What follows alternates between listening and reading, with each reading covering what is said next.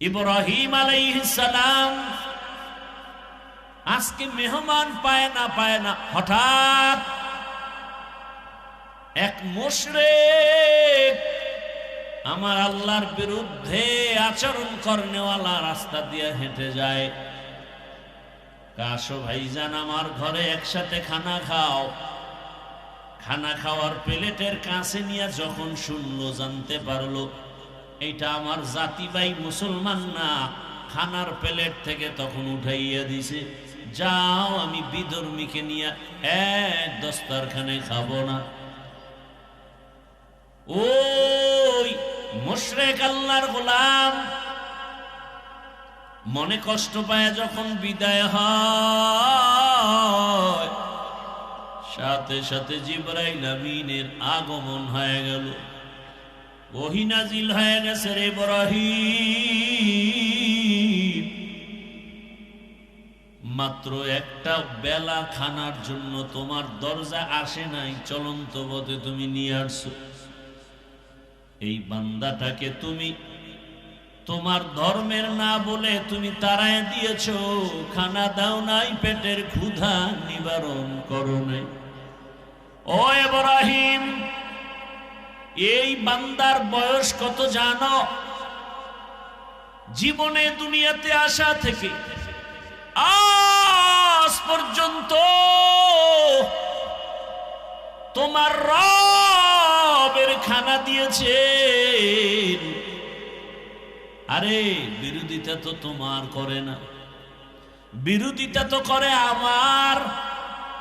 সেজদাটা তো আমাকে দেয় না, কপালের সেজদা তো আমার জন্য খাস। ওই সেজদা দেয় আগুনের সামনে গিয়া, তাহলে আমার কষ্ট লাগবে তো বেশি। অথচ তুমি মাত্র এক বেলার খানা দাও নাই, আর এই দীর্ঘ বছর আমার এই গোলামটাকে আমি এক বেলা খানা বন্ধ করি নাই, কারণ আমি রব, আমার মায়া বেশি। তুমি ওরে বানাও নাই, আদর করে বানাইছি আমি। আমার বানানো বান্দার উপরে আমার এত দয়া, আমার এত মায়া, আমি চাই না আমার বানানো বান্দাগুলো জাহান্নামের আগুনে যাবে। এক সেকেন্ডের জাহান্নামের গরম সহ্য করতে পারবে না। আমি আল্লাহ চাই না আমার কোন গোলাম জাহান্নামে যাবে। এ কারণে যারা বেলাইনে দৌড়ায়, আমি নবী পাঠাইয়া যুগে যুগে সতর্ক করিয়েছি, জাহান্নামের পথে যাইও না রে যুবক।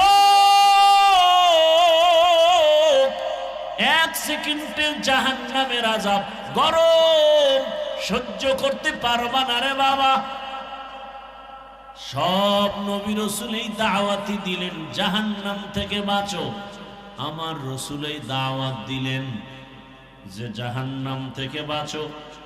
এবার তাদের খলিফা, তাদের প্রতিনিধি, তাদের ওয়ারাসা, দুনিয়াতে বর্তমানে উলামায়ে কেরামের একই আওয়াজ, যদিও আওয়াজের টন ভিন্ন ভিন্ন।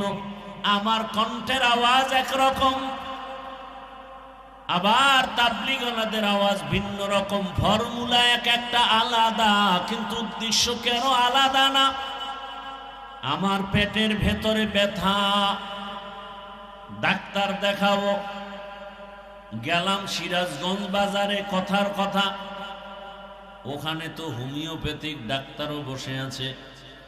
যদি বলি আমার পেটের রোগ নিরাময় করেন, সে দিবে আমাকে লিকুইড পানি, বলবে 10টা ঝাঁকি দিয়ে তুমি 2 ফোঁটা করে খাও। ওই পেটের রোগের জন্য আমি ঘুরিয়ে যদি এমবিবিএস ডাক্তারের কাছে যাই, ওই ডাক্তার বলবে ইনজেকশন দাও, সিরাপ নাও, ট্যাবলেট ক্যাপসুল নাও। আবার কোন কবিরাজের কাছে গেলে বলবে তুমি তাবিজ নাও। আমি যেটা বুঝাতে চাই ভালো করে বুঝেন, হোমিওপ্যাথিক ডাক্তারের সিস্টেম আর ফর্মুলা আলাদা, এমবিবিএস ডাক্তারের রোগের ফর্মুলার চিকিৎসা ফর্মুলা আলাদা, কবিরাজের চিকিৎসা ফর্মুলা আলাদা, কিন্তু উদ্দেশ্য কারো আলাদা নাই। হোমিওপ্যাথিক ডাক্তারও চায় পেট ব্যথা ভালো হয়ে যাক, এমবিবিএস ডাক্তারও চায় পেট ব্যথা ভালো হয়ে যাক, কবিরাজও চায় পেট ব্যথা ভালো হয়ে যাক। ভাইরা আমার, ভালো করে বুঝো, ঈমানের লাইনে আমাদের কলবের মধ্যে রোগ আর গুনাহের ময়লা, এই রোগের চিকিৎসার জন্য একমাত্র উলামায়ে কেরাম ডাক্তার। বলে কেমন ডাক্তার? বলে ফর্মুলা এক এক রকম, এক একজনের। তাবলীগওয়ালাদের ফর্মুলা ভিন্ন, পীর সাহেব যারা মানুষের কলবের চিকিৎসা করে তাদের ফর্মুলা আর এক রকম, বক্তাদের ফর্মুলা, মাদ্রাসাওয়ালাদের ফর্মুলা আর এক রকম। ভিন্ন ভিন্ন ভিন্ন ভিন্ন ফর্মুলা হলেও কোনো টেনশন নাই, সবার উদ্দেশ্য এক, মানুষ যেন গুনাহ ছেড়ে আল্লাহওয়ালা হয়ে যায়। তুকু যাও সুন্নতে আহমদ কুজা বা মুহাম্মদ কে বুয়াদ নিসবত তোরা মান আহাব্বা সুন্নতি কৌলে রসুল মজদায়ে কানা মাই হাম কুন কবুল। আমার আল্লাহ তাআলা বলেন, আমি চাই না কেউ জাহান্নামে যাবি, কারণ এক সেকেন্ডের গরম সহ্য করতে পারো না, সেই পাওয়ার নাই, কারণ আমি তোরে বানাইছি দুর্বল করে। ওয়া খুলিকাল ইনসানু যায়ীফা, মানুষের মতো দুর্বল কোন প্রাণী আমি সৃষ্টি করি নাই। মানুষ এতটাই দুর্বল, একটা মশার কাছে দুর্বল, একটা পিপিলিকার কাছেও আমরা দুর্বল, কিন্তু মর্যাদা দুর্বল না, মর্যাদা বাড়ায় দিয়েছেন সবার উপরে। দুনিয়াতে যত প্রাণী আছে সবার থেকে মানুষের মর্যাদা বেশি। ওয়ালাকাদ কাররামনা বানি আদম ওয়া হামালনাহুম ফিল বাররি ওয়াল বাহরি ওয়া রাযাকনাহুম মিনাত তাইয়্যিবাত ওয়া ফাদ্দালনাহুম আলা কাসীরিন মিম্মান খালাকনা তাফদীলা। বনি আদম বড় দামি। কয় কেন? কয় এগো মেধা বেশি। মিথ্যা কথা। বনি আদম বড় দামি কেন? বলে এরা খেতে পারে বেশি। বলে মিথ্যা কথা। বনি আদম বড় দামি বলে কেন? এদের শক্তি বেশি। বলে মিথ্যা কথা। দুনিয়াতে সব শক্তিওয়ালাদের থেকে মানুষের শক্তি দুর্বল। দুনিয়ার সব মেধা সম্পন্ন প্রাণী থেকে মানুষের মেধা দুর্বল। দুনিয়াতে খানেওয়ালা প্রাণীর থেকে মানুষের খানার অবস্থা বড় দুর্বল। কি? মহাসমুদ্রে বড় বড় নীল তিমি আছে। এক একটা নীল তিমির প্রতিদিনের খাদ্য তালিকা 1000 কেজি চিংড়ি মাছ। কে খাওয়ায়? কে খাওয়ায়? ভাইরা আমার, জমিনের মধ্যে একটা বড় পাহাড়, কোহে কাফ, ওই পর্বতে একটা প্রাণী বসবাস করত, সিমর্গ। ওই প্রাণীটার প্রতিদিন খাদ্য হলো 40টা মোটা তাজা হাতি। এরে আমার কলিজার যুবক, আজকে এই বছর তুমি বয়ান শুনতেছো, আগামী বছর বয়ান হবে, তুমি থাকবা কিনা জানা নাই। আমার কলিজার টুকরা ওই হাবি কত স্বপ্ন নিয়া ময়দানে আওয়াজ, কিন্তু অকাতরে চলে গেল। কেউ ভাবেও নাই সন্তানটারে নাকি হাতের মধ্যে নিয়ে বলেছিল, আমি যদি মরে যাই আমার সন্তানটাকে দেখে শুনে রাখি। আজও কলিজা ভরে দোয়া করেছি। এমন একটা মোনাজাত নাই যেখানে আমি যুবকের জন্য কলিজা ভরে দোয়া করি না।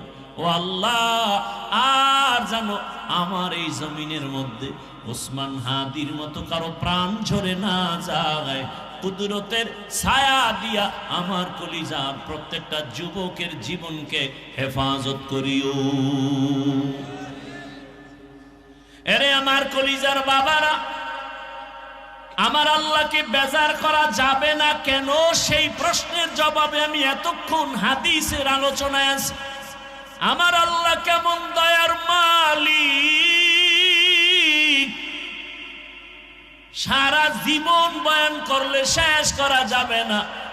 ওরে তুমি ঘুমাইতেছো রাতের বেলা, আল্লাহ যদি সজাগ করে না দেয় কেমনে সজাগ হইবা? আমার আল্লাহ সজাগ করে দিতেছে। আবার কত মা কান্দে, রাতের ঘুমের মধ্যে সন্তান চিরবিদায় হয়ে গেছে।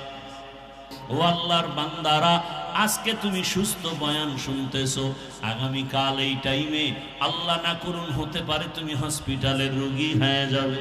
তুমি গিয়া মোবাইল চালায় গুনাহ করে করে ঘুমায় যাবা।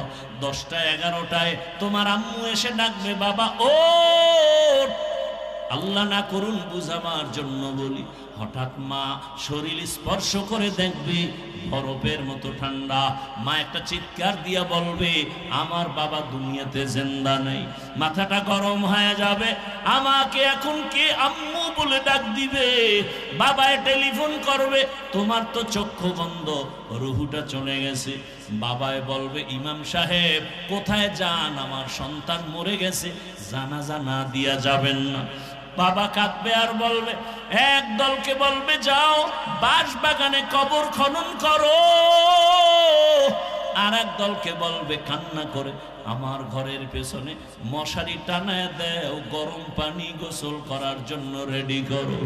তোমার আমার হাতের মোবাইলটা আর একজনে নিয়ে বলবে, এ মোবাইল তো আমার, এখন আমার হাতের ঘড়িটা নিয়ে আর একজনে হাতে দিয়ে বলবে, ঘড়ির মালিক আমি।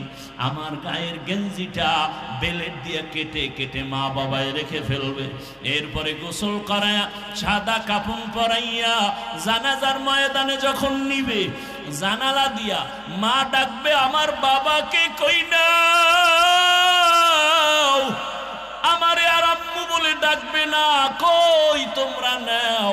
বলে জানাজার ময়দানে, বলে শেষবারের মতো চেহারাটা দেখাও, আমার বাবার একটু দেখিয়ে নেই, একটা নজর দেখবো। জানাজা পড়ায় কবরে নিয়ে যাবে, ওই কবরে পাড়ায়া মাটি দিয়া সব যখন বিদায় হয়ে যাবে, কেউ নাই। আজ আমার ডানে বামে সামনে পেছনে কত বন্ধু কত ভক্তের অভাব নাই। আমি মরে গেলে কবরে রেখে সব যখন বিদায় হবে, আরে অন্ধকার রুমে আমি ঘুমাইতে পারি না, কোন অনেক ভয় লাগে, অথচ মাটির ঘরে আমি একা কেমনে থাকবো রে বাবা। ওই কবরের সম্বল যদি ইবাদত না নিয়ে কবরে যাও, আরে আমার আল্লাহর পক্ষ থেকে ফেরেশতা 3টা প্রশ্ন করবে, রবের পরিচয় দাও, ধর্মের পরিচয় দাও, রাহমাতুল লিল আলামিনের পরিচয় দাও।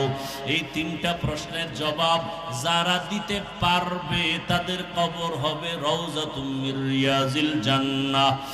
আর যারা প্রশ্নের জবাব দিতে পারবে না, আল্লাহর পক্ষ থেকে অর্ডার হয়ে যাবে, ও ফেরেশতা এই নাফরমানকে আমি দুনিয়াতে কম নিয়ামত দেই নাই, আমি আল্লাহ কোনোদিন বাধাও দেই নাই, আমি আল্লাহ অনেক ছাড় দিয়েছি, নামাজ পড়ে নাই, রোজা রাখে নাই, আমি আল্লাহ একবারও রাগ করি নাই, খানা বন্ধ করি নাই, বাতাস বন্ধ করি নাই, বরং আমি আল্লাহ পাক মুহাব্বতের নজরে বারবার ডেকেছিলাম।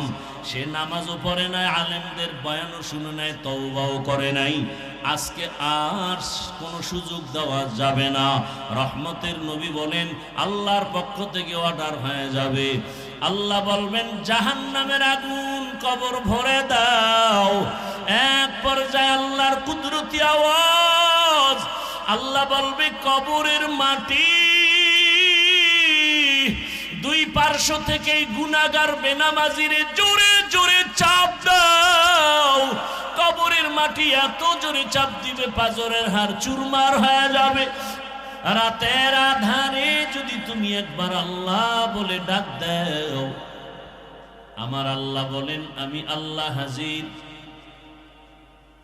দিনের বেলা ডাকো আল্লাহ হাজির, জঙ্গলের মাঝে গিয়া যদি ডাক দাও আল্লাহ, সেখানেও আমার আল্লাহ হাজির। সমুদ্রের মাঝখানে গিয়া যদি ডাক দাও আল্লাহ, সেখানেও হাজির। আল্লাহ বলেন, আমার কাছে বেঈমানেরা চাইলেও দেই, মুমিনেরা চাইলেও দেই, নারীরা চাইলেও দেই, পুরুষেরাও চাইলে দেই। আবার একদল মানুষ আছে, ওরা চাওয়ার মতো ভাষা বুঝে না, কথা বলার জবান নাই। আমি আল্লাহ ওদের অন্তরের হালাত জানি, চাওয়ার আগে সব আমি দিয়ে দেই। চাওয়ার আগে যিনি সব আশা পূরণ করেন, তিনি হলেন আমার রব। এমন একজন দয়ার মালিক আর কেউ নাই। দুনিয়ার মানুষের কিছু নেওয়ার পরে যদি প্রশংসা না করি, বদনাম করি, আর দিবে না। কিন্তু আল্লাহ বলেন, আমি কেমন দয়ার মালিক, তাকায় দেখ, আমার দেয়া পানি, আমার দেয়া বাতাস, আমার দেয়া সূর্যের আলো, চাঁদের আলো, আমার দেয়া জমিনের ফসল, গাছের ফল, নদীর মাছ, সব যারা মন মতো খাইয়া আমার হুকুমের বিরোধিতা করো, নামাজ নাই, রোজা নাই, তেলাওয়াত নাই, পর্দা নাই, হালাল হারামের ভেদাভেদ নাই, আমি যদি স্বার্থপর হইতাম, একটা নাফরমানকেও ঘুমের মধ্যে মেরে ফেলতাম। আল্লাহ মারছেন? আল্লাহ মারেন নাই। আল্লাহ মারবেন দূরের কথা, বড় আমার আল্লাহ প্রতিদিন বারবার বান্দাকে ডাকেন, হাইয়া আলাস সালাহ, হাইয়া আলাল ফালাহ। বারবার ডাকেন, আসো আমার দরওয়াজায় একটা হাজিরা দিয়া যাও। ফজরে ডাক দেওয়া হলো, তোকে পাওয়া যায় নাই। আবার জোহরে ডাক দেওয়া হলো, বেজার হই না, আবার ডাক দেওয়া হইলাম, মুয়াজ্জিনকে দিয়ে আসো নাই।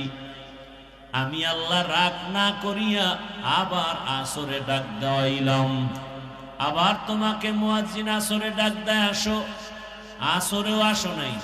আমি আল্লাহ রাগ করি নাই, আবার ডাকা হলো মাগরিবে আসো, তুমি মাগরিবে আসো নাই।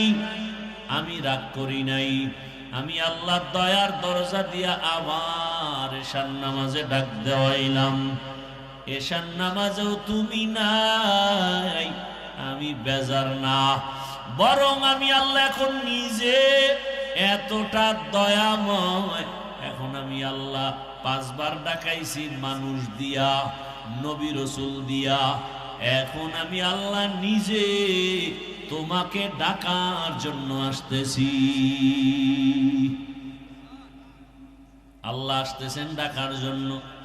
এমন একটা টাইমে আল্লাহ ডাক দিবেন, যেই টাইমে মাও ঘুমায়, বাবাও ঘুমায়, নদীর মাছগুলো ঘুমায় শান্ত, গাছের পাখিরা পর্যন্ত ঘুমায়, জমিনটাও নীরব, আসমান নীরব, কোনো আওয়াজ নাই।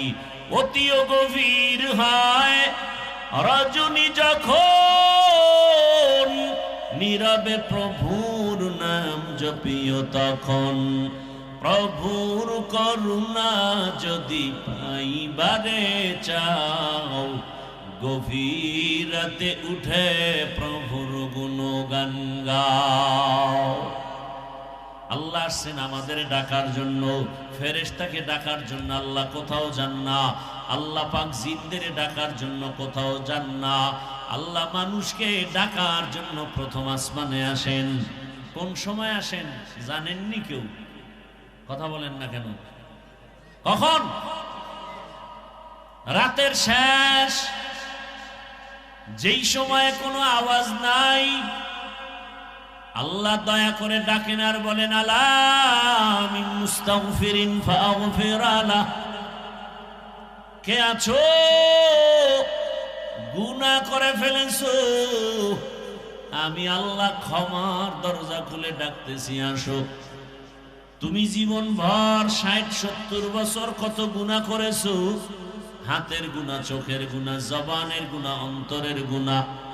আমি আল্লাহ তোমার উপরে বেজার না, বরং আমি ডাক দিলাম, তুমি যদি আমার ডাকে সাড়া দিয়া সিজদায় পড়ে যাও, চোখের পানি ছেড়ে একটা ডাক দিয়া বলো, ইয়া রব্বি গফিরলি, ও আমার রব আমাকে মাফ করে দাও। ইয়া রব্বি গফিরলি, ইয়া রব্বি গফিরলি। গুনাহ করেছো 70 বছর, 1 সেকেন্ডে জীবনের সব গুনাহ মাফ করে দিব। আতিনা ফি দারে দুনিয়া না হাসান, আতিনা ফি দারে আকাবা না হাসান, ইয়া গিয়াসাল মুস্তাগীসিন ইহদিনা লিফতিখারা বিল উলুমে ওয়াল গিনা। হর গরি দে মে কো তু তৈয়ার হ্যায়, जो न मांगे उससे तू बेजार है। এরে আল্লাহর গোলাম, আমি আল্লাহ গভীর রাতে আছি, তাও কিন্তু একদিন না, জীবনে তোমার সামনে যতটা রাত আসবে আমি আল্লাহ প্রতি রাত তোমাকে ডাকার জন্য আসি। এটা ক্ষমতার কিছু না, বরং মহব্বতের কারণে। আমি আল্লাহ তোমাদের এত ভালোবাসি, আমি আল্লাহ জিনেরা এত ভালোবাসি না, ফেরেশতাকেও এত ভালোবাসি না। তাহলে আমার আর আছে কারা? একমাত্র মানুষ। আমার তো আলাদা ছেলে নাই, মেয়ে নাই, স্ত্রী নাই, পরিবার নাই। খ্রিস্টানদের মধ্যে কেউ বলে আল্লাহর যেহেতু কেউ নাই, তবে মারিয়াম আল্লাহর স্ত্রী। আবার খ্রিস্টানদের মধ্য থেকে কেউ বলে ঈসা নবীর মা মারিয়াম আছে, কিন্তু ঈসা নবীর বাবা নাই। তাহলে ঈসা নবীর বাবা আল্লাহ কে? ঈসা নবীর বাবা আল্লাহ, মারিয়াম তার স্ত্রী। আবার একদল কয় না, যেহেতু বাবা নাই ঈসা নবী যার সন্তান। আরো জোরে বলেন। অথচ আল্লাহ বলেন লাম ইয়ালিদ ওয়া লাম ইউলাদ, আমি কাউকে জন্ম দেই না, কারো থেকেও জন্ম নেই না। লাম ইয়ালিদ লাম ইউলাদে উলাইকাস, লাম ইয়ালিদ লাম ইউলাদে উলাইকাস, ওয়ালিদু মাউলুদেরাউ খালিকাস। ইব্রাহিম আলাইহিস সালাম মেহমান সারা খানা খায় না, আর আপনারা মেহমান দেখলে ইস্তেগফার পড়েন, অন্য দিক দা ভেগে চলে যান। আম্মাজানদেরও কিছু কিছু এরকম অভ্যাস, মেহমান পছন্দ করে না। অথচ রহমতের নবী বলেন মেহমান তোমার ঘরের দরওয়াজায় যদি যায়, তোমার জীবনও ধন্য। মেহমান তোমার জীবনের ভাগ্যের একটা চাল দানা খায় না, বরং মেহমান তার নিজের রিজিকটাই সেখানে খায়। মেহমান আসলে রিজিকে বরকত হয়, রুজিতে বরকত হয়। ইব্রাহিম আলাইহিস সালাম মেহমান ছাড়া কখনো খানা খান না। আজকে অপেক্ষায় আছেন, খানা খাবেন, কিন্তু মেহমান পাওয়া যায় না। নির্দিষ্ট না, জারি রাস্তায় পায়ের ধৈর্য নিয়ে খাওয়ায় দেন, আসো এক দস্তরখানে খানা খাই। রসুলের সুন্নাত, মক্কা মদিনায় যাবেন, এখনো সেই রসুলের আদর্শ। কোটিপতি মক্কার টাকাওয়ালা মালিক যেই দস্তরখানে খায়, তাদের কাজের লোকেরাও একই দস্তরখানে খায়। এ হলো রসুলের আদর্শ। রহমতের নবী গরিব বলে কাউকে তাড়ায়া দেন না, কারণ আল্লাহর গোলাম। কাকে তাড়াইয়া দিতেছ? আমার মাওলায় তো তাড়ায় দেয় না, তুমি কেন দাও? ইব্রাহিম আলাইহিস সালাম আজকে মেহমান পায় না, হঠাৎ এক মুশরিক আমার আল্লাহর বিরুদ্ধে আচরণ করনেওয়ালা রাস্তা দিয়ে হেঁটে যায়। আসো ভাইজান, আমার ঘরে একসাথে খানা খাও। খানা খাওয়ার প্লেটের কাছে নিয়ে যখন শুনলো, জানতে পারলো এটা আমার জাতি ভাই মুসলমান না, খানার প্লেট থেকে তখন উঠাইয়া দিছে, যাও আমি বিধর্মীকে নিয়ে এক দস্তরখানে খাবো না। ওই মুশরিক আল্লাহর গোলাম মনে কষ্ট পায় যখন বিদায় হয়, সাথে সাথে জিবরাইল আমিনের আগমন হয়ে গেল, ওহী নাজিল হয়ে গেছে, রে ইব্রাহিম মাত্র একটা বেলা খানার জন্য তোমার দরজা আসে নাই, চলন্ত পথে তুমি নিয়ে আসছো। এই বান্দাটাকে তুমি তোমার ধর্মের না বলে তুমি তাড়ায় দিয়েছো, খানা দাও নাই, পেটের ক্ষুধা নিবারণ করো নাই। ও ইব্রাহিম, এই বান্দার বয়স কত জানো? জীবনে দুনিয়াতে আসা থেকে আজ পর্যন্ত তোমার রবের খানা দিয়েছেন। আরে বিরোধিতা তো তোমার করে না, বিরোধিতা তো করে আমার। সেজদাটা তো আমাকে দেয় না, কপালের সেজদা তো আমার জন্য খাস। ওই সেজদা দেয় আগুনের সামনে গিয়া, তাহলে আমার কষ্ট লাগবে তো বেশি। অথচ তুমি মাত্র এক বেলার খানা দাও নাই, আর এই দীর্ঘ বছর আমার এই গোলামটাকে আমি এক বেলা খানা বন্ধ করি নাই, কারণ আমি রব, আমার মায়া বেশি। তুমি ওরে বানাও নাই, আদর করে বানাইছি আমি।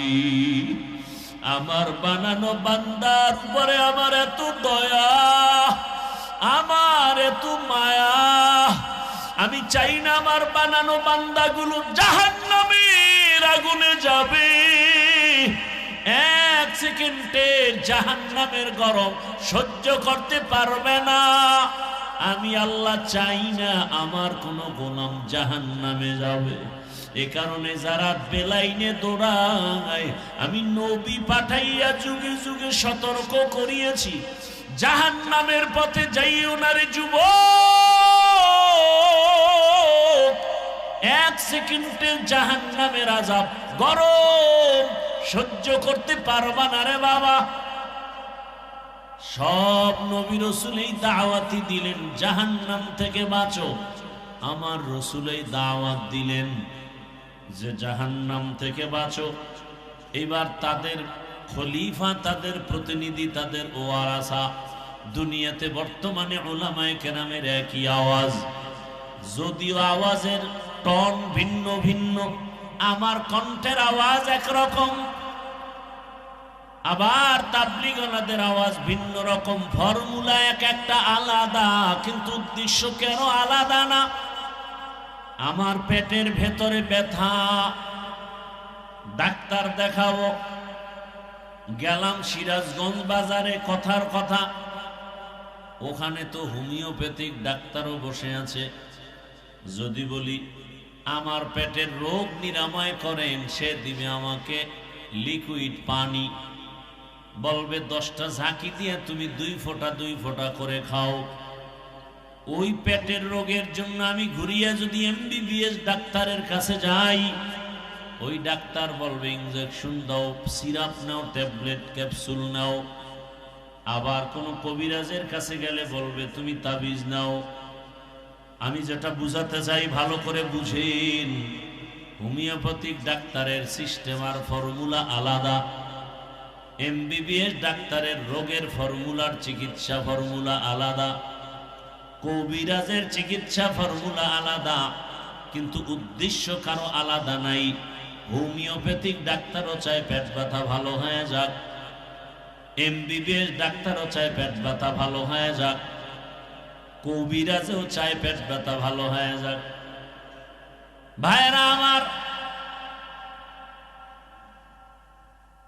ভালো করে বুঝো, ঈমানের লাইনে আমাদের কলবের মধ্যে রোগ আর গুনাহের ময়লা, এই রোগের চিকিৎসার জন্য একমাত্র উলামায়ে কেরাম ডাক্তার। বলে কেমন ডাক্তার? বলে ফর্মুলা এক এক রকম, এক একজনের। তাবলীগওয়ালাদের ফর্মুলা ভিন্ন, পীর সাহেব যারা মানুষের কলবের চিকিৎসা করে তাদের ফর্মুলা আর এক রকম, বক্তাদের ফর্মুলা, মাদ্রাসাওয়ালাদের ফর্মুলা আর এক রকম। ভিন্ন ভিন্ন ভিন্ন ভিন্ন ফর্মুলা হলেও কোনো টেনশন নাই, সবার উদ্দেশ্য এক, মানুষ যেন গুনাহ ছেড়ে আল্লাহওয়ালা হয়ে যায়।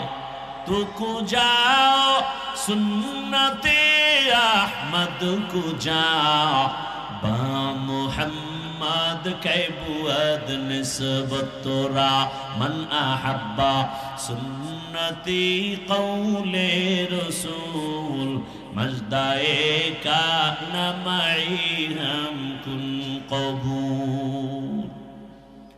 আমার আল্লাহ তাআলা বলেন, আমি চাই না কেউ জাহান্নামে যাবি, কারণ এক সেকেন্ডের গরম সহ্য করতে পারো না, সেই পাওয়ার নাই, কারণ আমি তোরে বানাইছি দুর্বল করে। ওয়া খুলিকাল ইনসানু যায়ীফা, মানুষের মতো দুর্বল কোন প্রাণী আমি সৃষ্টি করি নাই।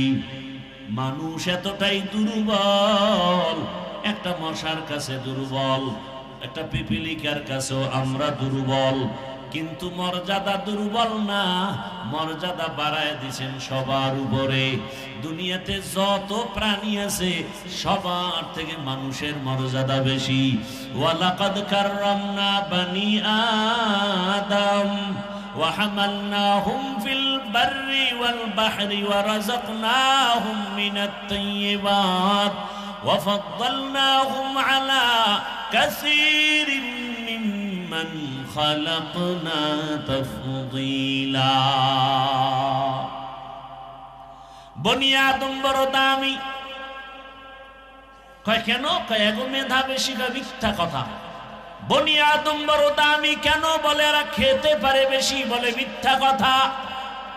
বনি আদম বড় দামি বলে কেন? এদের শক্তি বেশি। বলে মিথ্যা কথা। দুনিয়াতে সব শক্তিওয়ালাদের থেকে মানুষের শক্তি দুর্বল। দুনিয়ার সব মেধা সম্পন্ন প্রাণী থেকে মানুষের মেধা দুর্বল। দুনিয়াতে খানেওয়ালা প্রাণীর থেকে মানুষের খানার অবস্থা বড় দুর্বল। কি? মহাসমুদ্রে বড় বড় নীল তিমি আছে, এক একটা নীল তিমির প্রতিদিনের খাদ্য তালিকা 1000 কেজি চিংড়ি মাছ। কে খাওয়ায়? কে খাওয়ায়? ভাইরা আমার, জমিনের মধ্যে একটা বড় পাহাড়, কোহে কাফ, ওই পর্বতে একটা প্রাণী বসবাস করত, সিমর্গ। ওই প্রাণীটার প্রতিদিন খাদ্য হলো 40টা মোটা তাজা হাতি। সুবহানাল্লাহ। সারাদিন বিড়ি টানলে আইব কেমন? হ্যাঁ, এক একজনের চেহারার থেকে কি নূরের আলো বিচ্ছুরিত হচ্ছে বিড়ি টানার ধাক্কায়। আল্লাহ হেদায়েত দান করুন। খুব খুশি লাগছে না? একটু বিড়ির প্রশংসা করছি, তাই তো? হ্যাঁ, বিড়ি টানেন যারা, বিড়ি টানেন, আপনাকে ঠোঁটগুলো খুব লাল। কি? তোমাদের কলিজা এর থেকে আরো শতগুণ কালো, তোমার চরিত্র আরো কালো। পৃথিবীতে যদি কোনো ফাও আকাম থাকে, কিছু আকাম আছে, লাভ আছে। যেমন মদ পান করা একটা আকাম, কিন্তু এটাই লাভ আছে। খাইলেই শরীরে এনার্জি বাড়ে, লঙ্গি খুইলেই বউরে মা কয়া ডাকবে। আছে না নাই? বলে গোটা দেশের মালিক এখন আমি। কি শেখ হাসিনাও নাই, খালেদা জিয়াও নাই, এখন দেশের মালিক আমি। বউ কয় ঘরে তো চাল নাই, কয় দোষ তো বোতলের, আমার কি? দুনিয়াতে যদি কোনো ফাও আকাম থাকে, এই আকামের নাম বিড়ি টানা। এই বিড়ি টানলে কোনো লাভ আছে? যদি কেউ বলো যে হ্যাঁ চেহারা সুন্দর হয়, শক্তি বাড়ে, খোদার কসম আমি বিড়ি টানব। আল্লাহ হেদায়াত দান করুন। খুব ভালো কাজ করতেছেন যারা করেন না, না তা হাসি আসে কেন? আমি কি হাসির জন্য বলছি? করতেছেন আকাম, আবার হাসতেছেন।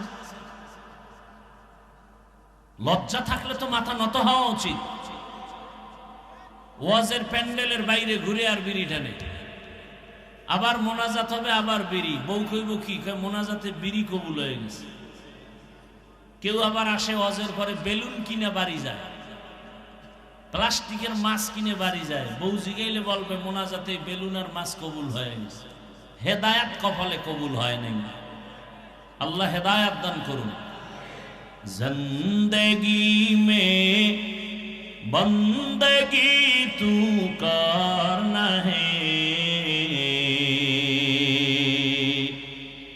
जिंदगी में बंदगी तू करना है, जिंदगी बे बंदगी शर्मिंदा है, जिंदगी बे बंदगी शर्मिंदा है। খারাপ লাগতেছে আপনাদের? মাওলার কাছে কত ভালো লাগে তা জানেন? আল্লাহর তো ছেলে মেয়ে নাই, আল্লাহর তো আদরের আমরা।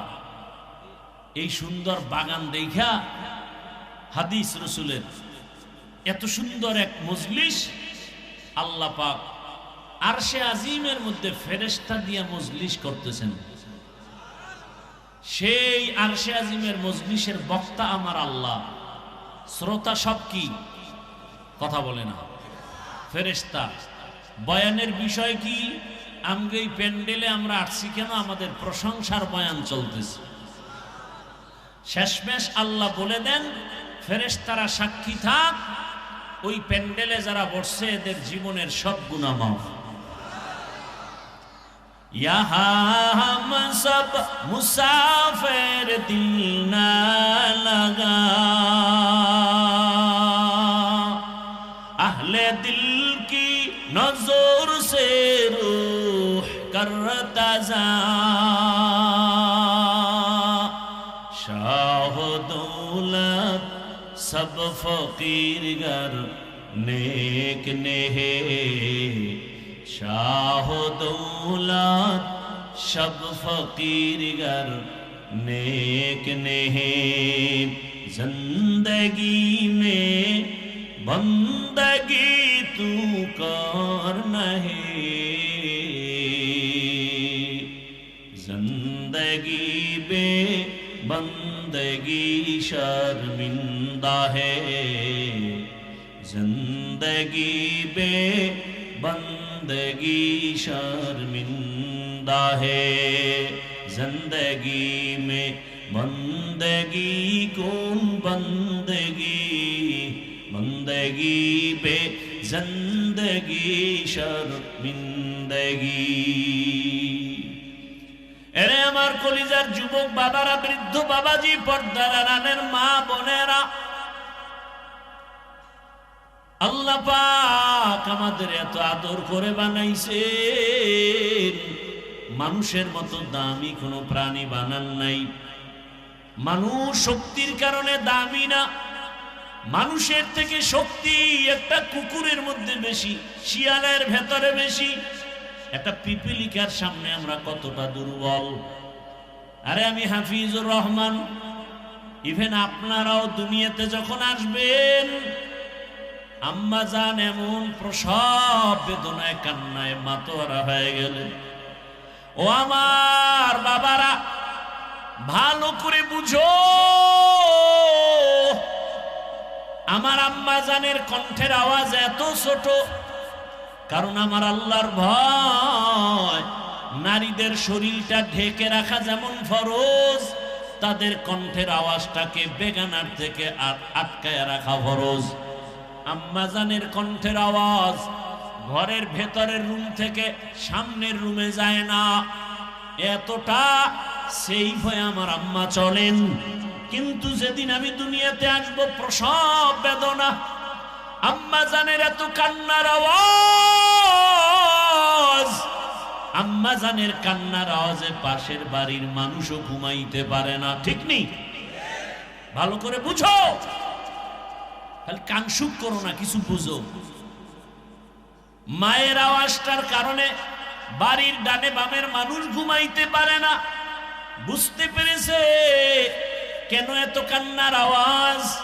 যেই মায়ের কণ্ঠ বাইরে যায় না, ওই মায়ের কান্নায় পাশের ঘরের মানুষ ঘুমাতে পারে না। এত করুণকারী কাহিনী কেন? বলে প্রসব বেদনার কান্না। ওদিকে আমার দাদি, আর এক পাশে আমার নানি আমার আম্মারে সান্ত্বনা দেয়, কান্না করো না, ধৈর্য ধারণ করো। আম্মার কান্না বন্ধ হয় না। এক পর্যায়ে মা বেহুশ হয়ে যায়, আবার হুশে আসে। হঠাৎ আমার আম্মাজান ডাক দিয়া কয়, ও আমার শাশুড়ি আম্মা, আপনারা আমার থেকে একটু দূরে যান, 1 মিনিটের জন্য আমার স্বামীকে একটু আমার কাছে আসতে দেন। আমার আব্বাজানকে ডাকছেন, আমার আব্বাজান আসছেন। আম্মাজান হাতটা ধরিয়া কান্না করে আর বলে, স্বামী, বাবার কত মায়া কত মমতা ত্যাগ করে তোমার ঘরে আসছি, তোমার মন ভরে খেদমত করতে পারি নাই, তোমার সংসারটা সুন্দরভাবে ধরে রাখতে পারি নাই। তোমারে আমি উপরে উঠাবার জন্য, তোমার সংসারটা ঠিক রাখার জন্য আমি কত ভুল পর্যন্ত করেছি। আমারে আজকে তুমি মাফ করে দাও, আর আমি বাঁচব না। বাবায় কান্না করে আর বলে, বিবি কান্না করিও না, ধৈর্য ধারণ করো। মা কাঁদে আর বলে, স্বামী তুমি বুঝো না, আমার চোখে দেখা অমুক এলাকার অমুক নারী মরে গেছে, বাচ্চা হওয়ার সময় মরে গেছে। আমার মাথায় 7 আসমানের বোঝা, আমি সহ্য করতে পারি না। আমার বারবার কেন যেন মনে হয় আমি মরে যাব। বাবায় কয়, মা তুমি আমারে মাফ করো, ধৈর্য ধারণ করো। দৌড়াইয়া গিয়া ওযু বানাইয়া সেজদায় পড়ে কাঁদে আর বলে, হে মালিক, তুমি আমার স্ত্রীকেও হেফাজত করো। আয় আল্লাহ, প্রসব বেদনা তুমি আসান করে দাও। ও সন্তানেরা, জানো না, এই কারণেই তো আমার রহমতের নবী বাবা মায়ের ক্ষেত্রে মায়ের কথাটা 3 বার নিয়ে আসছেন। মায়ের কত কষ্ট রে বাবা, এত কষ্ট ঋণ চামড়া খুলে যদি জুতা বানায় দাও, কোনদিন তার ঋণ আদায় হবে না। এমন কষ্ট মা করেছেন। ও আল্লাহর বান্দারা, আমরা এতটা দুর্বল, অথচ একটা বকরি ছাগলের বাচ্চা যখন আসে, ডানে বামে কোনো সহযোগিতাকারী আসেনি, কেউ নাই। বাচ্চা দুনিয়াতে আইসা নিজে নিজে 4 পায়ে বাচ্চা দাঁড়ায় গেছে। দুধ কোথায় খুঁজা খুঁজা বের করছে। মায়ের দুধের ওলানটা শক্ত, কোনো ঔষধও আনার প্রয়োজন মনে করে নাই। মাথার কপালের অগ্রভাগ দিয়া ওলানের উপরে জোরে জোরে ধাক্কা দিয়েছে, তো ওলানটা নরম হয়েছে। জিহ্বা নাড়া লাগানো মাত্র দুধ বাচ্চার পেটে চলে আসছে। আর আমরা কত দুর্বল, দুনিয়াতে আসা মাত্র মা চক্ষু বন্ধ, বেহুশ। আমার দাদি আর নানি কয়ে, তাকায় দেখ ফুটন্ত গোলাপ। মায়ের এত কষ্ট, মাত্র একটা নজর আমার চেহারার দিকে দেওয়া মাত্র মায়ের কলিজার সব কষ্ট পানি হয়ে গেছে। জীবনের মূল কষ্ট মায়ের, প্রসব বেদনায়,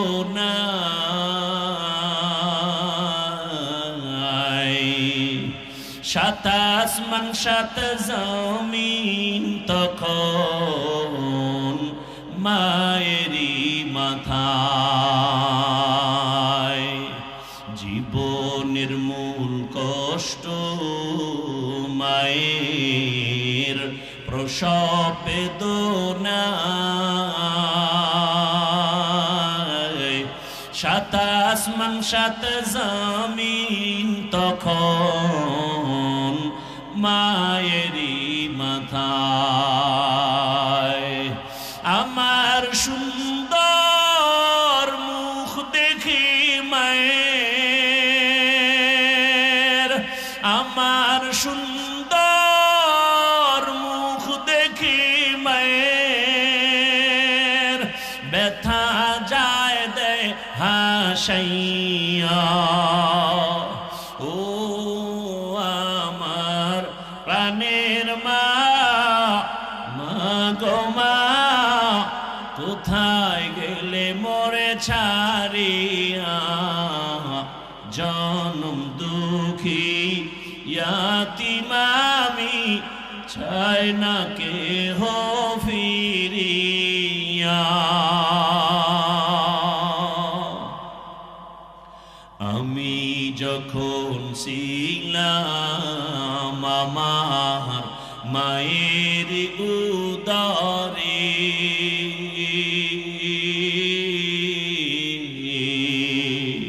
চলাফেরা করলেন যে মায়, কত কষ্ট করে। আমি যখন ছিলাম আমার মায়ের উদরে, চলাফেরা করলেন যে মায়, কত কষ্ট করে। এমন মাকে কেমনে আজি, এমন মাকে কেমনে আজি যাব আমি ভুলিয়া। ও আমার প্রাণের মা, মা গো মা, কোথায় গেলে মোরে ছাড়িয়া? জনম দুঃখী ইয়াতীম আমি, চাই না কেহ ফিরিয়া। মাগো আমি ইয়াতীম বলে সবাই দেয় তাড়াইয়া।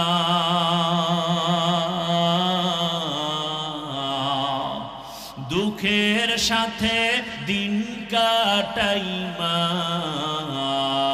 পেটে ক্ষুধা নিয়া। মাগো আমি ইয়াতীম বলে সবাই দেয় তাড়াইয়া। দুঃখের সাথে দিন কাটাই মা, পেটে ক্ষুধা নিয়া। ঘুমের মাঝে মাকে দেখে, ঘুমের মাঝে মাকে দেখে, কেন্দে দেই বুক ভাসাইয়া। ও আমার প্রাণের মা, মা গো মা, কোথায় গেলে মোরে ছাড়িয়া? জনম দুঃখী ইয়াতীম আমি, চাই না কেহ ফিরিয়া।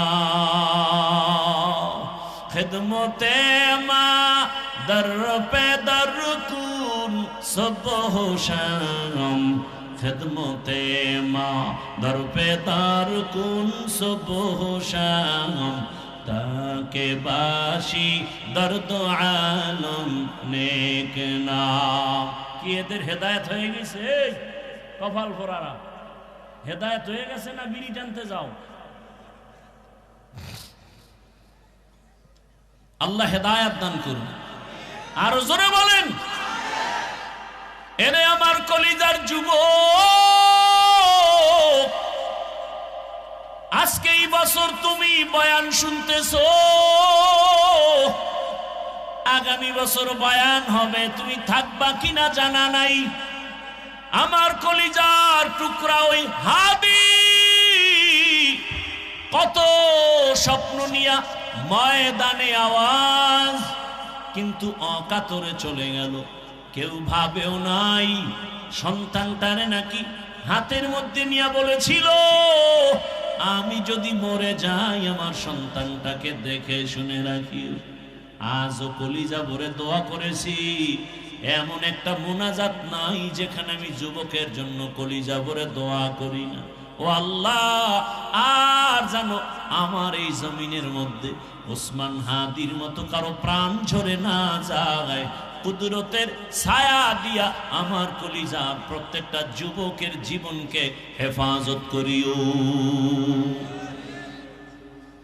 এরে আমার কলিজার বাবারা, আমার আল্লাহকে বেজার করা যাবে না কেন, সেই প্রশ্নের জবাবে আমি এতক্ষণ হাদিসের আলোচনায় আছি।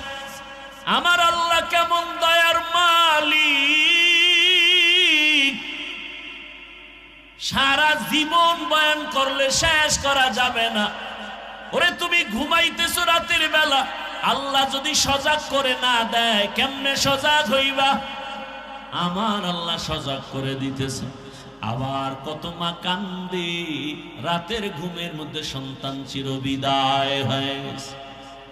ও আমার যুবক, এত কষ্ট করে এত দৌড়ান দৌড়াই, না খানা না ঘুম না শান্তি, পায়ে ধরে ধরে বলি বাবা তুমি স্কুলে পড়ো, কলেজে পড়ো, চাকরি করো, ব্যবসা করো, আমি কলিজা ভরে দোয়া করি। আমি একথা একবারও বলি নাই স্কুল বন্ধ করে মাদ্রাসায় যাও, তাবলিগে যাও, পীরের কাছে যাও, না হয় জাহান্নামে যাবে। বাংলাদেশে আমি যুবকদের খুব ওজন দিয়া বলি, যুবক তুমি স্কুল ছাড়বা না, কলেজ ছাড়বা না। আমার দেশে মাওলানা মুফতি মুহাদ্দিসের অভাব নাই আলহামদুলিল্লাহ, তবে কলিজায় দুঃখ, আমার দেশে আদর্শবান ডাক্তারের অভাব, আদর্শ ইঞ্জিনিয়ারের অভাব, আদর্শবান ওসি ডিসি এসপির অভাব। আর যদি আমার দেশের সব থানা জেলার ওসি ডিসি এসপি 5 ওয়াক্ত নামাজি হয়ে যেত, কোন সুদখোরের অনুমতি নিয়ে ওয়াজের ময়দান সাজাতে হতো না। ঠিক কিনা বলো?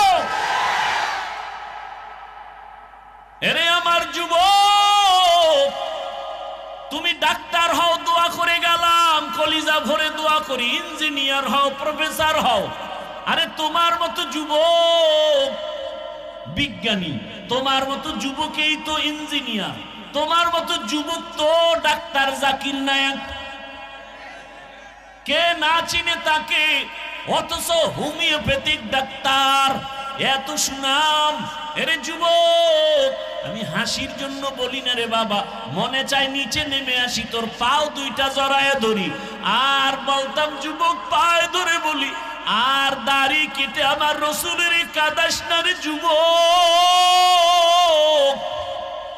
আর আমার মাওলাকে সারা ভিন্ন জায়গায় মাথা নত করিস না, ফিরে আয়, আল্লাহর পথে ফিরে আয়।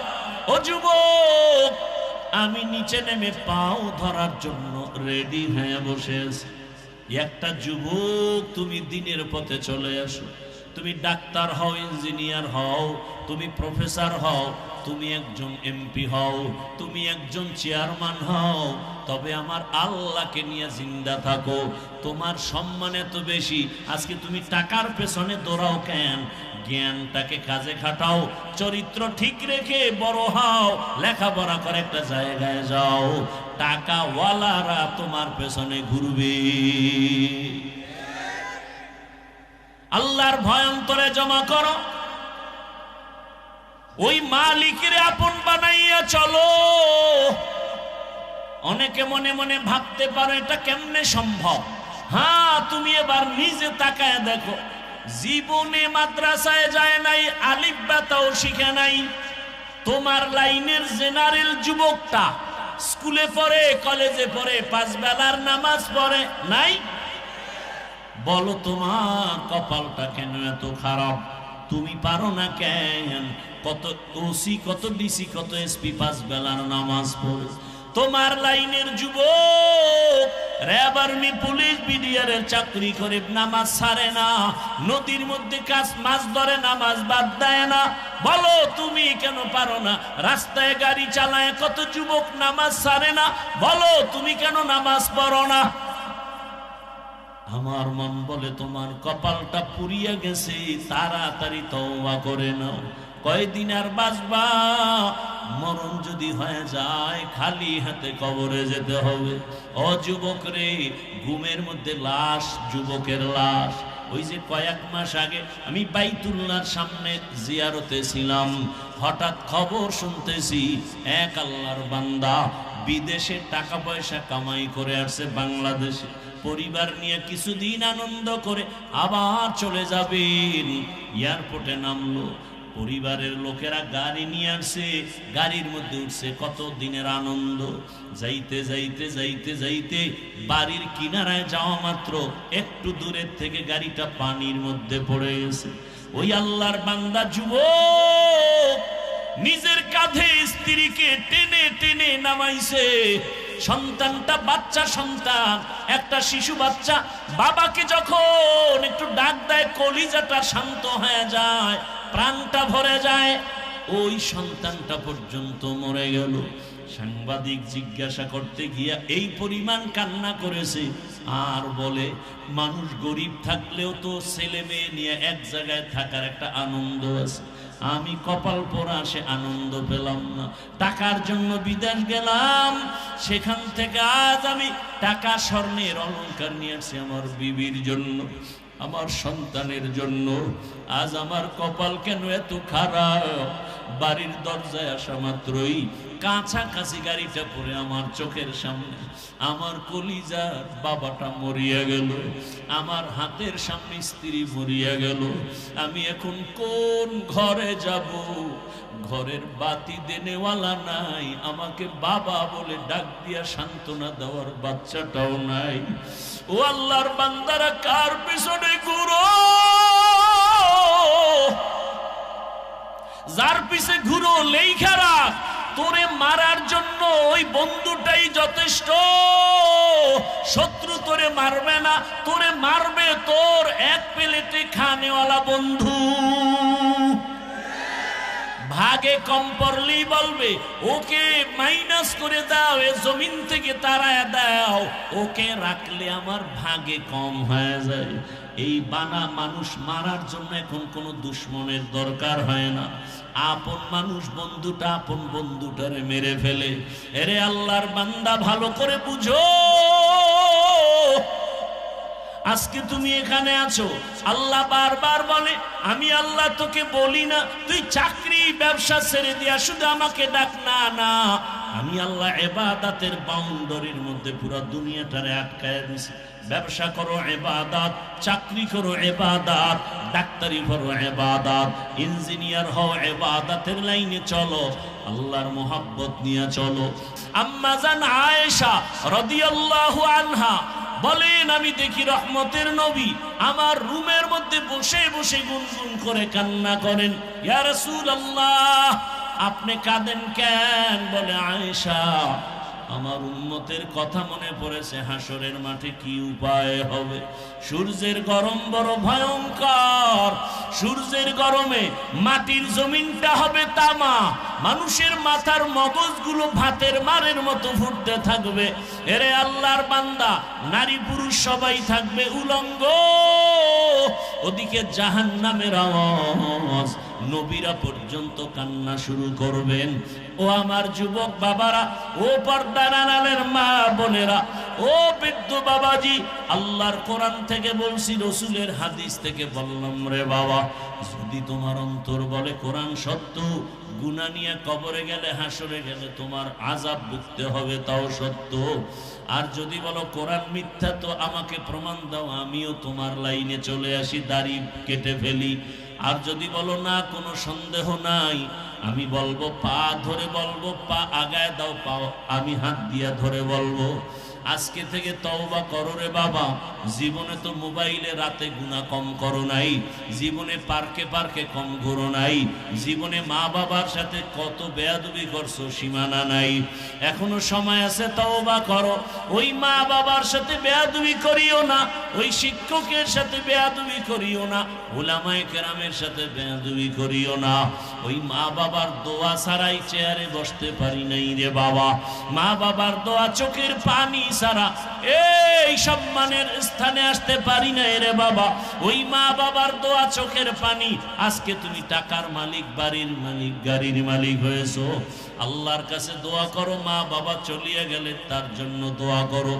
আর যদি কোনো ভাগ্যবান এখনো মা বাবা বেঁচে থাকে, সময় পেলে দোয়া নিও। ওই বাবার দোয়া, ওই মায়ের দোয়া জীবনটাকে সফল করে ফেলবে। এখনো যারা গুনাহ ছাড়তে পারো না, তওবা করো। তোমার মতো যুবক যদি স্কুল কলেজে পড়িয়া নামাজ পড়ে, গাড়ি চালায় নামাজ পড়ে, তুমি পারবা না কেন? আম্মা জানেরা, বোনেরা, আপনাদের মতো কত মা বোন পর্দা করে, নামাজি অভাব নাই, আপনারা কেন পারবেন না? আল্লাহর কাছে মনে মনে তওবা করেন আর বলেন, হে আল্লাহ, জীবনে তো গুনাহ কম করি নাই, আজকে থেকে নামাজ ছাড়বো না, বেপরদায় চলবো না, দাড়ি কাটবো না। মা বাবার দোয়া নিয়া, শিক্ষকের দোয়া নিয়া, উলামায়ে কেরামের পরামর্শ নিয়া, নবীজির সুন্নাত অনুযায়ী জীবনটা চালাবো। তওবা করার মতো যদি অন্তর তৈরি হয়, মুনাফিকি যদি না থাকে, খাঁটি তওবার নিয়তে দুটো হাত আল্লাহকে দেখায় দাও। আয় আল্লাহ, হাতগুলো কবুল করে নেন। আয় আল্লাহ, তওবা কবুল করে নেন। তওবার উপরে মজবুত হইয়া চলার মতো তৌফিক দান করেন, আমিন। আলহামদুলিল্লাহি রাব্বিল আলামিন। والصلاة والسلام على سيد الأنبياء والمرسلين وعلى آله وأصحابه أجمعين يا أرحم الراحمين يا أرحم الراحمين يا أرحم الراحمين رب ارحمهما كما ربياني صغيرا رب ارحمهما كما ربياني صغيرا बता हमको तेरे राह की तरफ तेरे राह पर चला हमको खुदाया बेगुनाह न गुज़श्त पर मसाअते बाहुज़ूर दिल न करदम ताअते या इलाही मुझसे मुझको दूर कर ताकि देखो मुझ में तुझको एक नज़र अल्लाहुम्मा इन्नका अफ़ुव्वुन करीम तुहिब्बुल अफ़्वा फ़अफ़ु अन्ना अल्लाहुम्मा इन्ना नस्अलुका रिज़ाका वल जन्नह ونعوذ بك من سخطك والنار اللهم إنا نعوذ بك من البرص والجنون والجذام وسيء الأسقام ربنا لا تزغ قلوبنا بعد إذ هديتنا وهب لنا من لدنك رحمة إنك أنت الوهاب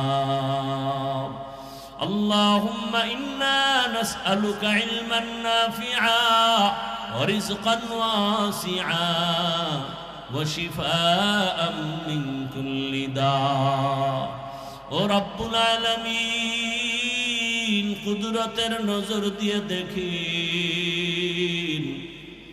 আপনার কত গোলাম উলামায়ে কেরাম এখানে হাজির, কত মুরব্বী হাজী সাহেব, কত ব্যবসায়ী চাকরিজীবীরা হাজির। আয় আল্লাহ আমার কলিজার কত যুবক, কত ছাত্ররা হাজির, পর্দার আড়ালের মা বোনেরা হাত তুলেছে। ও আল্লাহ আমরা গুনার সাগর থেকে আসছি, আমরা গুনাহ করে জীবনটাকে নাপাক করে ফেলেছি। আমার গুনার খবর আমার মা জানে না, ভাই বোনেরা কেউ জানে না। ও আল্লাহ আপনি জানার পরেও রাগ করে খানাও বন্ধ করেন নাই, পানিও বন্ধ করেন নাই। আজ তওবার নিয়তে হাত তুলেছি, আর গুনাহ করব না, আর দাড়ি কাটবো না, নামাজ ছাড়বো না, মা বাবার সাথে বেয়াদবি করবো না। শিক্ষকের দোয়া নিয়ে, মুরব্বী উলামায়ে কেরামের পরামর্শ নিয়ে নবীর আদর্শে চলবো। আমাদের তওবা কবুল করে নেন, জীবনের সব গুনাহগুলো মাফ করে দেন। মা বোনদের কবুল করে নেন, সন্তানগুলো নেককার বানায় দেন, সারা দুনিয়াবাসীকে মাফ করে দেন। প্রবাসের জীবনে যারা কষ্টের জিন্দেগি নিয়ে কষ্ট করে রুজির জন্য কবুল করে নেন, রিজিকে বরকত বাড়ায় দেন, পেরেশানি দূর করে দেন। আমার দেশ ইসলামের জন্য কবুল করে নেন, শান্তির দেশ বানায় দেন, জালেমদের জুলুম থেকে হেফাজত করেন, চলার পথে হেফাজত করেন। আয় আল্লাহ যারা ব্যবসা করে, চাকরি করে, কুদরতের দ্বারা বরকত বাড়ায় দেন। আয় আল্লাহ মাদ্রাসা কবুল করে নেন, আয় আল্লাহ মাহফিল কবুল করে নেন। আয় আল্লাহ এলাকায় শান্তি দান করেন, মা বোনদের আবেদা পর্দাওয়ালা বানায় দেন, সন্তানগুলো নেককার বানায় দেন। আয় আল্লাহ আমার কলিজার প্রত্যেক যুবকের দিনের খাদেম বানায় দেন। আয় আল্লাহ উসমান হাদিকে শাহাদাতের মর্যাদা দান করেন। আমার দেশের প্রত্যেকটা যুবক কুদরতের হাতে হেফাজতের ব্যবস্থা করে দেন।